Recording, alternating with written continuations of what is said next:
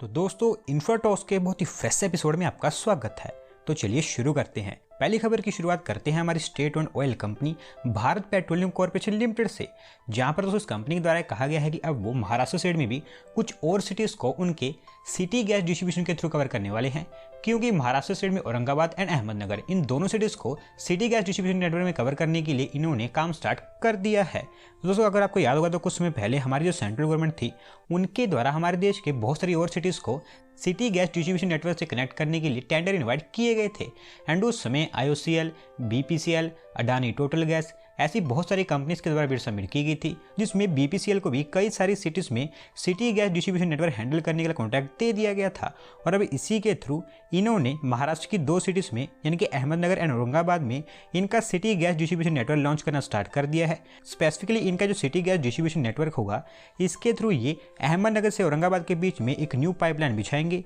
जिसके ऊपर 4000 करोड़ रुपये तक की इन्वेस्टमेंट इनके द्वारा की जाएगी। और कहा ऐसा गया है कि इनका जो गैस पाइपलाइन होगी ये दिसंबर 2022 तक कंप्लीट हो जाएगी। अगली दोस्तों अपडेट निकल कर आ रही है हमारी इंडियन लॉजिस्टिक इंडस्ट्री को लेकर, जहां पर हमारे देश की लॉजिस्टिक कॉस्ट है उसको रिड्यूस करने के लिए अब ये डिसाइड किया गया है कि एक national single window logistic portal बनाया जाएगा, जहां पर हमारी 6 मिनिस्ट्रीज की टोटल 24 डिजिटल सिस्टम्स को इंटीग्रेट कर दिया जाएगा। दोस्तों ये सिंगल विंडो सिस्टम है, ये एक ऐसा सिस्टम है जिसकी जरूरत हमारे देश के ऑलमोस्ट हर एक सेक्टर में है, और स्पेसिफिकली इंडियन लॉजिस्टिक सेक्टर जिसको काफ़ी बड़े अपग्रेडेशन की जरूरत है वहाँ पर तो एक मैंडेटरी चीज़ बन जाती है, क्योंकि दोस्तों एक ऐसी चीज़ होती है जो बिजनेस प्रोसेस को काफ़ी स्पीड अप कर देती है, साथ साथ अल्टरनेटिवली जो लॉजिस्टिक कॉस्ट है वो अपने आप रिड्यूस होने लगती है। और इस बार हमारी सेंट्रल गवर्नमेंट के द्वारा जो काम किया जाएगा इसके थ्रू एक्सपेक्टेशन रखी गई है कि जो ओवरऑल ट्रेड है वो स्पीड अप होगा, साथ साथ रियल टाइम पे जो कार्गो मूवमेंट है उसकी मॉनिटरिंग हो पाएगी। बढ़ते हैं दोस्तों अगली अपडेट की तरफ, जो निकल कर आ रही है हमारे देश में बनने वाले एक न्यू एक्सप्रेसवे से रिलेटेड, जहां पर दोस्तों आंध्र प्रदेश में पूरी की पूरी जो रोड कनेक्टिविटीज को ट्रांसफॉर्म करने के लिए आंध्र प्रदेश गवर्नमेंट के द्वारा एक न्यू एक्सप्रेसवे प्लान किया गया है, जो कि बेंगलुरु से विजयवाड़ा के बीच में बनकर तैयार होगा।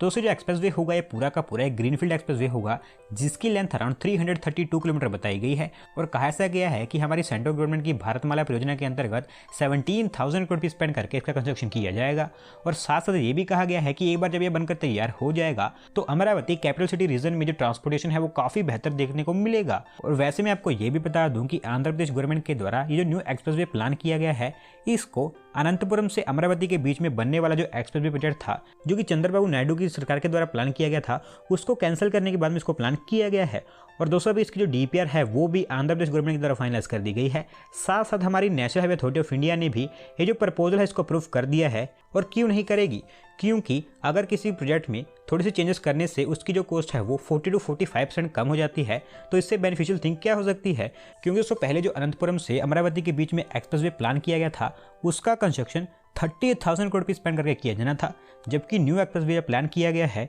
इसके ऊपर 17,000 करोड़ रुपये स्पेंड किए जाएंगे।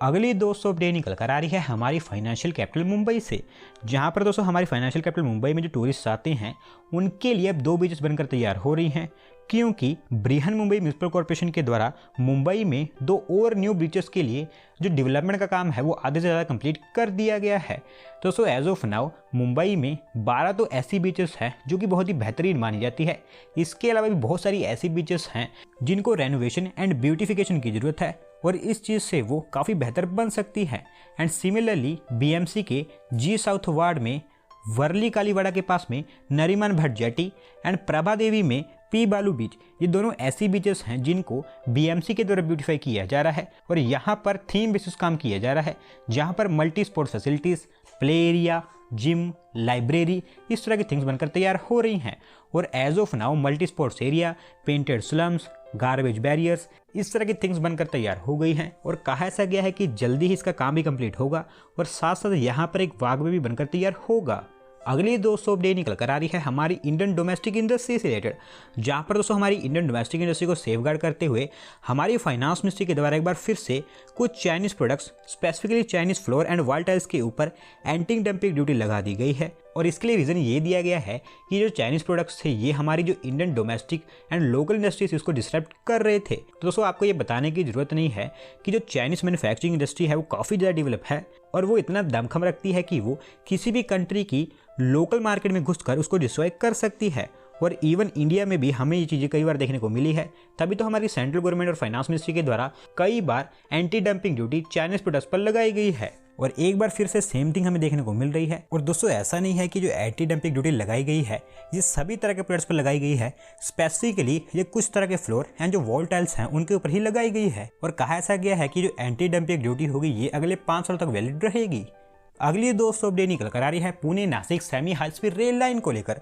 जहां पर दोस्तों Maharashtra railways infrastructure development corporation, जिसको शॉर्ट में महारेल भी कहा जाता है, इनके द्वारा भी डिसाइड किया गया है कि अब सही समय आ गया है कि Pune Nashik semi high speed rail line का जो कंस्ट्रक्शन है वो स्टार्ट कर दिया जाए। और इसी के चलते इन्होंने इस प्रोजेक्ट के अंतर्गत जितने भी स्टेशन का कंस्ट्रक्शन किया जाना है उसके लिए एक्सप्रेशन ऑफ इंटरेस्ट इनवाइट कर दिया है। तो दोस्तों एज ऑफ नाउ अगर मैं आपको इसका अपडेट दूं तो इसके लिए करंटली जो लैंड एक्विजिशन का काम है वो स्टार्ट हो चुका है और आउट ऑफ 54 विलेजेस में से 40 विलेजेस में जो लैंड मेजरमेंट का काम है वो भी कंप्लीट हो गया है। और इनिशियल प्लान्स ये बनाए गए हैं कि इसका जो पैच रूट होगा वो पुणे स्टेशन से हदसपुर के बीच में पूरी तरह से एलिवेटेड होगा, जिसके लिए एक्सप्रेशन ऑफ इंटरेस्ट इनवाइट करने के लिए और सबमिट करने की डेडलाइन अप्रैल 2022 रखी गई है। अगर मैं आपको शॉर्ट में बताऊं तो जो Pune Nashik semi high speed rail line project है इसका काम हो सकता है कि इसी साल के अंदर स्टार्ट कर दिया जाए।